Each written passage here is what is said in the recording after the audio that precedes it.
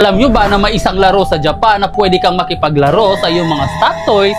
Dapat lalaruin mo lang ito, ikaw lang mag-isa. Ang tawag sa laro na ito ay one man hide and seek.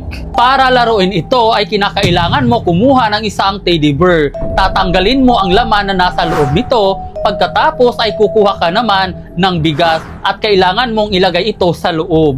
May ritual na kailangan gawin sa umpisa ng laro. Ipikit ang mga mata, magbilang ng 10, pagbukas ng mata, saka tusukin ang tiyan ng teddy bear. Kaagad naman na ilagay ito sa bathtub. Kung walang bathtub sa loob ng CR, iiwan at sabihin sa kanya na siya naman ang taya at saka ka tumakbo palayo para magtago dahil ikaw naman ang hahanapin niya. Kapag lumipas na ang mahigit 1 hour at di ka pa rin niya nakikita, ay kinakailangan mo nang lumabas sa iyong pinagtataguan, kumuha ka agad ng tubig na may asin, imumog at idura sa teddy bear. Pagkatapos ay pulutin mo siya at sunugin ito. Sa ganitong paraan, siya ay natalo mo.